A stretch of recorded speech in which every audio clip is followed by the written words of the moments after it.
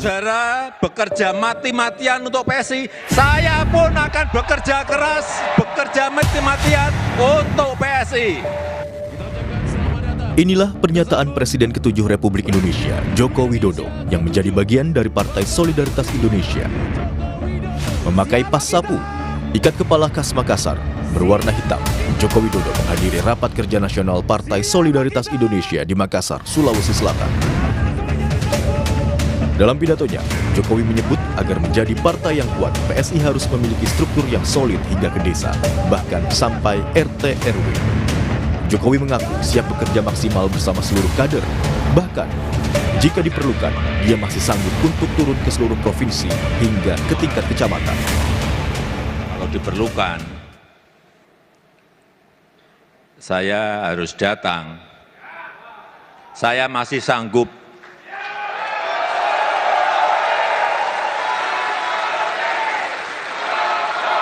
Saya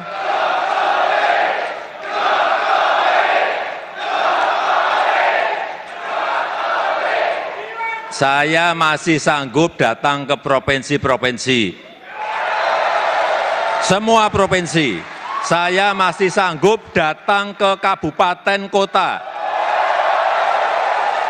Saya masih sanggup. Kalau perlu sampai ke kecamatan, saya masih sanggup. Politisi PSI, Valdo Maldini bilang, PSI menjadikan Jokowi sebagai role model dan inspirasi. Valdo mengakui hadirnya Jokowi membuka peluang bagi PSI untuk menjadi partai yang lebih besar. Memang betul kami menjadikan Pak Jokowi sebagai role model, ideolog, pemikir, inspirator kami gitu. Tapi kan itu juga tidak serta-merta terkonversi dalam hasil yang akan dicapai ketika pemilu. Hadirnya Pak Jokowi memang membuka ruang bagi PSI untuk lebih besar ruang kerjanya dan dibantu oleh senior-senior sudah bergabung, kami kira mudah-mudahan hasilnya lebih baik. Direktur Eksekutif Lingkar Madani, Ray Rangkuti, meragukan efek besar hadirnya Jokowi bagi PSI. Sebab elektabilitas dan popularitas Jokowi sudah tak sama seperti saat Jokowi sebagai presiden. Jadi kalau kita lihat tradisinya di Indonesia, orang yang berkuasa dengan partainya, itu bisa melaju gitu. Nah masalahnya adalah 2009 itu Pak Jokowi jelas tidak dia berkuasa. Dan apakah elektabilitas, popularitas Pak Jokowi masih bisa digadang-gadang untuk terus ya katakanlah membackup PSI kuat di akan datang? Saya agak ragu. Kenapa ragu gitu? Bahkan ketika Pak Jokowi sedang berkuasa pun PSI-nya nggak sampai 3% gitu loh. Apakah kehadiran Jokowi akan memberikan dampak besar bagi PSI? Partai yang dipimpin oleh putra bungsunya tersebut? Tim Liputan, Kompas TV.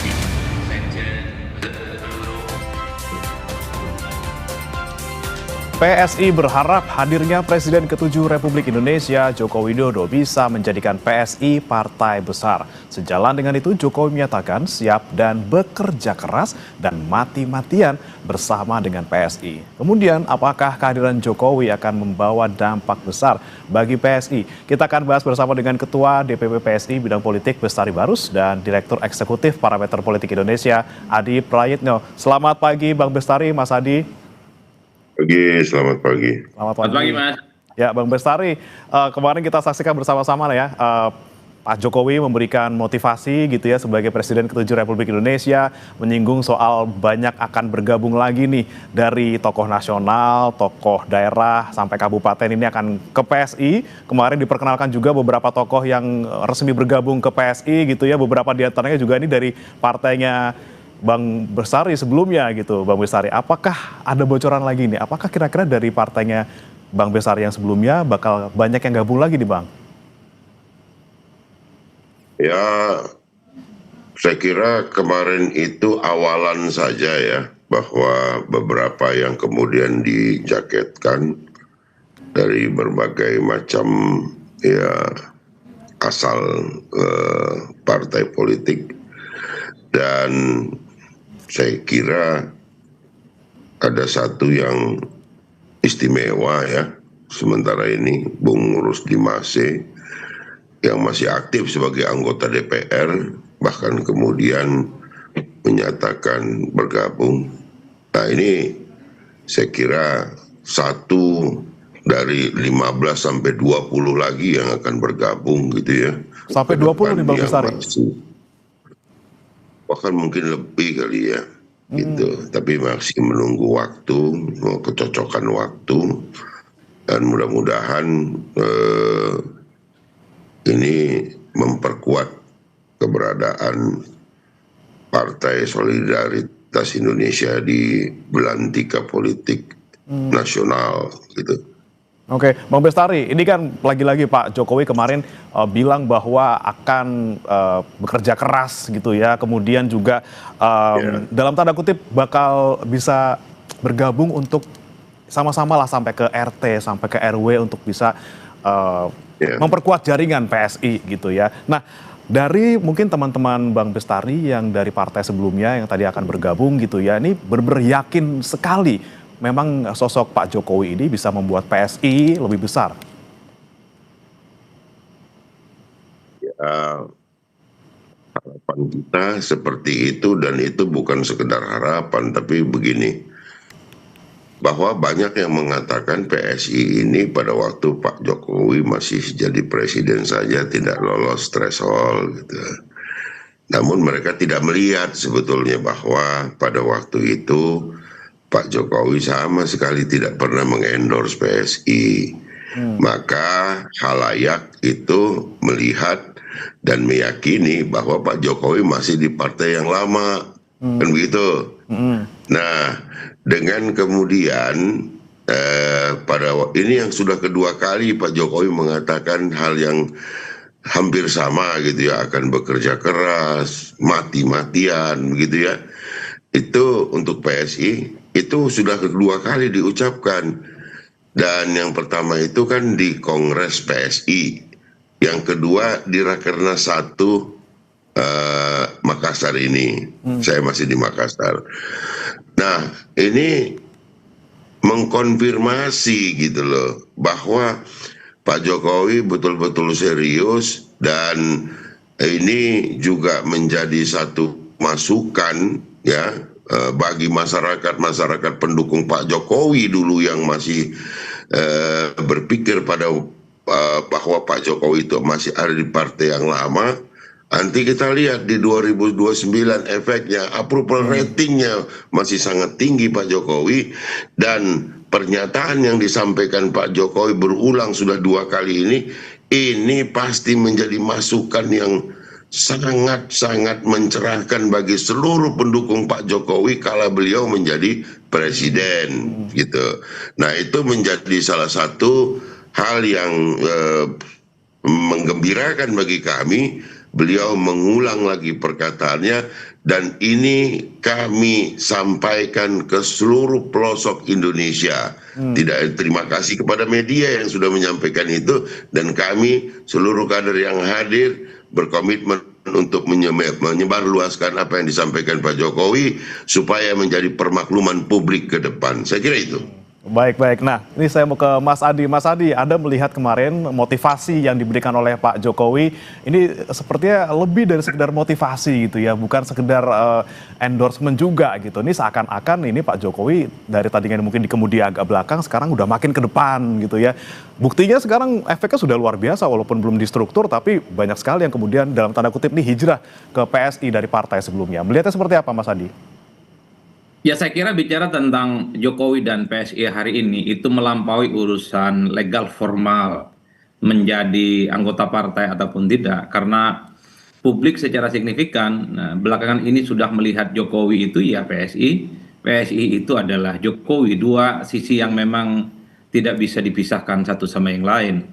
Nah, kalau kita mendengarkan pidato politik Jokowi kemarin, bagi saya itu adalah semacam bentuk komitmen dan keseriusan Jokowi untuk serius turun gunung dan mati-matian untuk membesarkan PSI di masa-masa yang akan datang, terutama untuk yang pertama kalinya lolos ke parlemen. Karena kalau kita mau jujur sebenarnya Mas ya, bicara PSI hari ini, kenapa relatif sering dipergunjingkan oleh publik? Karena ada 2 variabel penting.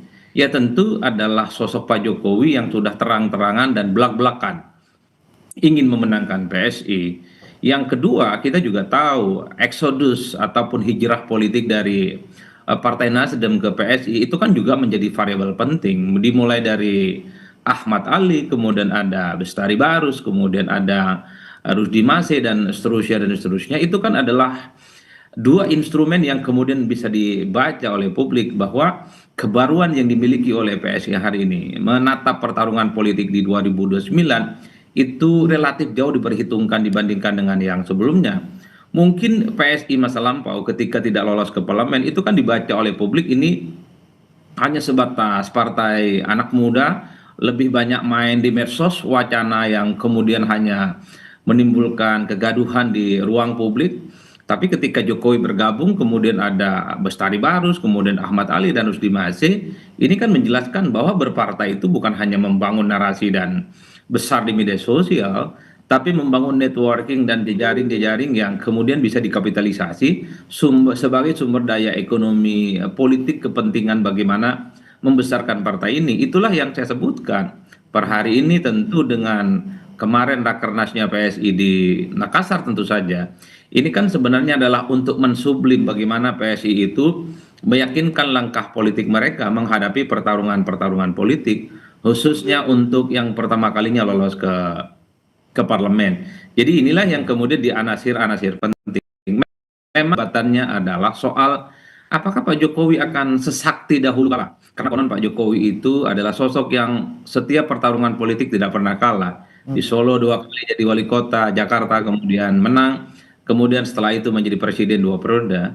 Kan banyak publik yang bertanya-tanya apakah kesaktian ini akan kembali bisa ditularkan setelah Jokowi all out berkomitmen dan berjanji untuk memenangkan PSI setelah Pak Jokowi tak lagi menjadi presiden. Kan itu pertanyaan pentingnya. Ada satu keyakinan, tentu salah satu keyakinan ini diyakini oleh kawan-kawan PSI dan Bang Bestari Barus, ya Jokowi masih sakti mandraguna sekalipun tidak lagi bersama dengan PDIP dan tidak lagi menjadi bagian dari pemerintahan sebagai presiden.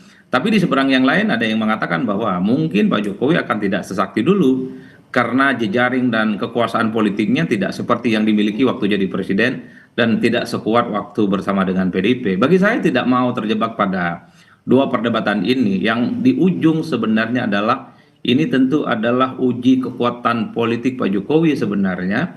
Tentu dengan mesin politiknya di PSI, bagaimana partai ini untuk pertama kalinya lolos ke parlemen. Kerja-kerja politik, networking, meyakinkan masyarakat, itu tentu adalah kunci bagaimana memenangkan hati masyarakat saat pemilu.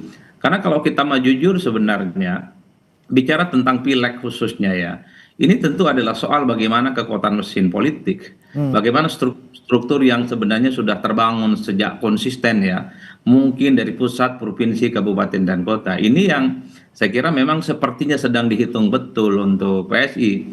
Makanya kemarin Jokowi itu ketika memberikan, bukan sambutan bagi saya Mas, itu arahan politik coba ya. Arahan, bukan motivasi lagi ya. Kalau dibilang motivator lebih dari itu. Gitu. Istilahnya arahan politik itu kelasnya sudah tingkat dewa itu.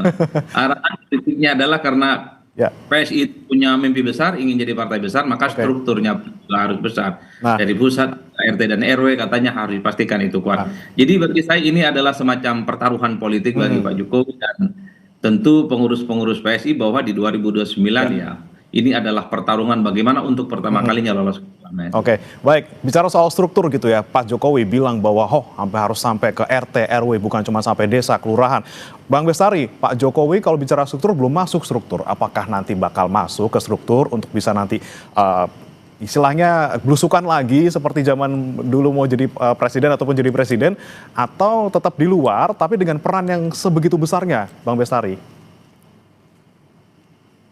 Kita masih punya waktu yang cukup ya untuk menyelesaikan seluruh administrasi dan struktur kita sampai kepada verifikasi faktual nanti di Agustus 2027. Tentu kita tidak terburu-buru untuk meletakkan Pak Jokowi pada posisi yang in body nanti dengan kita bersama-sama. Jadi itu pun tidak mengurangi bahwa kami meletakkan beliau pada posisi terhormat sebagai patron politik.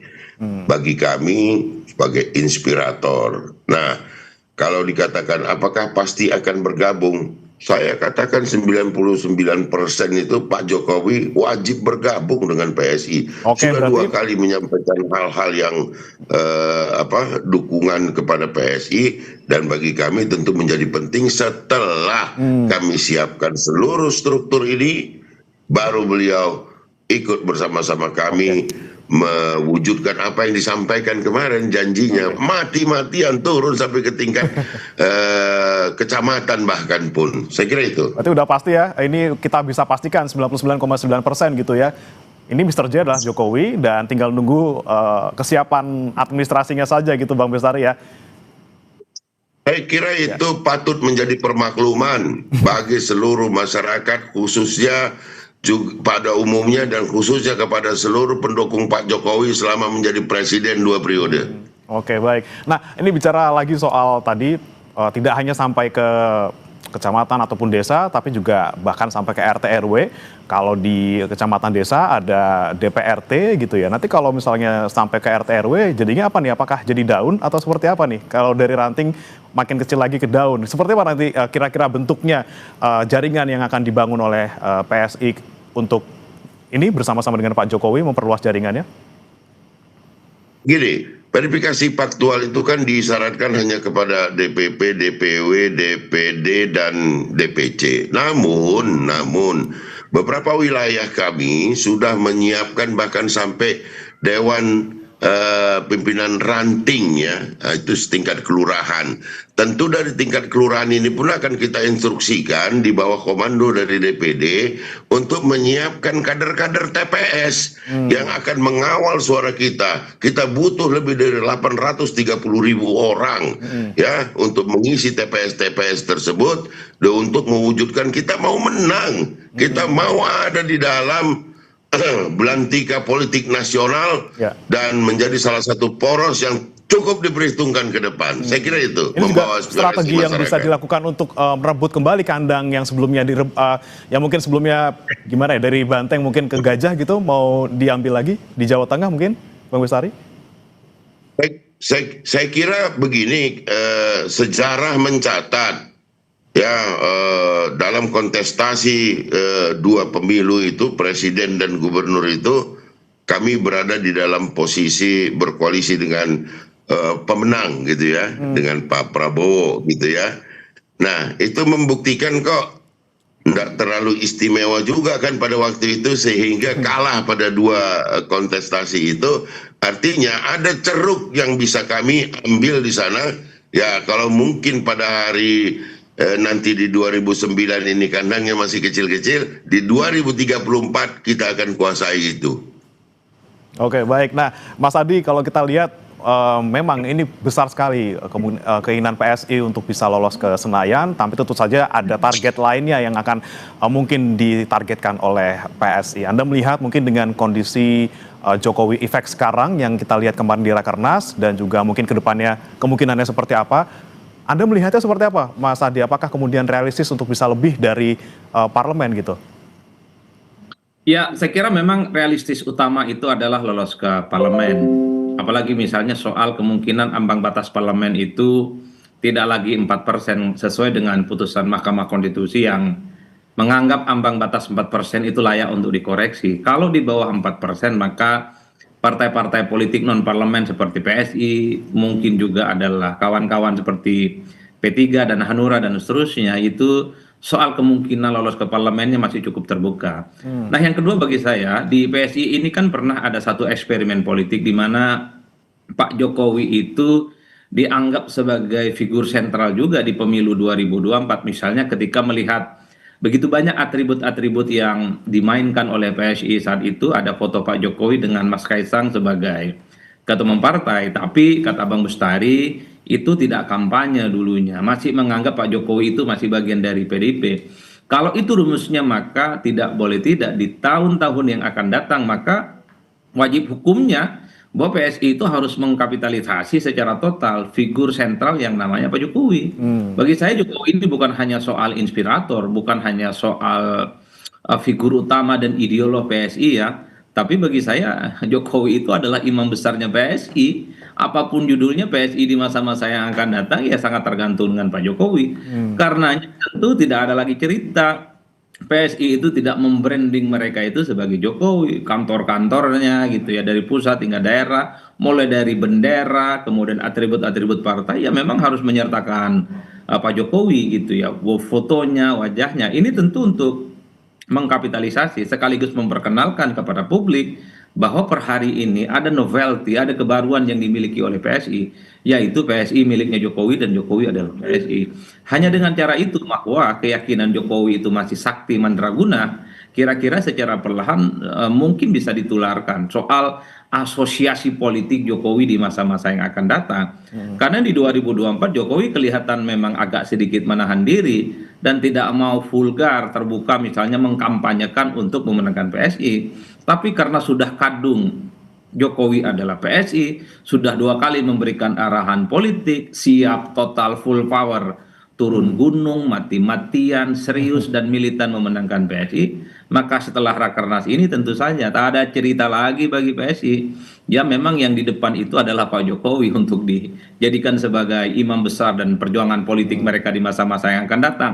Jangan lagi setengah-setengah, jangan lagi malu-malu, ini saatnya. Karena apapun judulnya, ini yang saya sebut sebagai pertaruhan politik Pak Jokowi khususnya. Kalau PSI lolos di parlemen di 2029, maka satu-satunya sosok yang paling banyak mendapatkan apresiasi pastilah Pak Jokowi. Betul. Oke, baik. Nih, Bang Bestari. Bang Bestari. Tapi sebaliknya kalau nggak lolos ke parlemen, Pak Jokowi juga yang akan banyak dicari. Tentu Bang Bestari harus juga. Jadi, harus all out gitu ya. Bang Bestari juga sudah mengkonfirmasi tadi kita bisa kutip 99% gitu. Pak Jokowi bakal masuk ke struktur, tinggal nunggu administrasinya saja. Bang Bestari, lagi-lagi nih kita bicara soal kemarin pembicaraan Pak Jokowi, mungkin bukan di dalam arahannya gitu ya, tapi di luar gitu Pak. Jokowi ditanya soal target PSI di 2029. Selain soal lolos parlemen juga ada target lain tapi belum dibocorin gitu loh Pak. Ini kita ngomongin soal target apa. Sebenarnya apa sih yang ditargetkan PSI? Apakah mungkin Mas Gibran maju lagi di Pilpres atau seperti apa? Saya kira itu sudah tidak lagi rahasia bahwa Pak Jokowi juga sudah menyampaikan beberapa kali bahwa harapan ke depan adalah bersikap pasti gitu mendukung Pak Prabowo dan Mas Gibran 2 periode. Jadi supaya dukungan itu lebih berarti maka PSI harus memberikan kontribusi gitu, dalam arti bahwa memberikan dukungan kepada jalannya roda pemerintahan hari ini bahkan sampai ke depan. Sederhana itu saja. Kalau untuk di parlemen kita kemarin menggedor dengan mengisyaratkan bahwa kita akan persiapkan sampai dengan pelaksanaan nanti pemilu nanti dengan 10 juta anggota yang diharapkan ini bisa kali 2 gitu kan. Kalau 1 bawa 1 kali 2, saya kira ini akan berada pada posisi yang bisa pada 3 atau 4 besar ke depannya. Itu saja harapan kita. Oke, masih ada 3 tahun ke depan, ini PSI sudah mulai dari awal, udah ngeset track gitu ya. Bukan nunggu di peron lagi, sudah ngeset dari awal tracknya. Kita lihat bagaimana Jokowi Effect ini bisa membuat PSI nanti berhasil di 2029 jika kemarin Anda hadir dan melihat bagaimana kami melaksanakan Rakernas, maka standarnya adalah sudah menyamai seluruh partai yang sudah berada di parlemen. Baik, luar biasa. Kita nantikan Bang Bestari. 2.500 peserta dari seluruh Indonesia. Jadi kalau saya membaca target PSI itu sederhana, lolos ke parlemen, memajukan Gibran sebagai calon wakilnya Pak Prabowo. Yang ketiga, sekalinya lolos ke parlemen harus bisa di atas Nasdem. Itu melihat suasana hatinya Pak Bestari. Oke, target yang besar luar biasa. Kita lagi-lagi nantikan nanti di 2029 seperti apa. Terima kasih Bang Bestari Barus, Ketua DPP PSI bidang politik, dan juga Mas Adi Praetno, Direktur Eksekutif Parameter Politik Indonesia, sudah bergabung bersama kami di Sapa Indonesia Pagi. Selamat pagi. Selamat pagi Mas.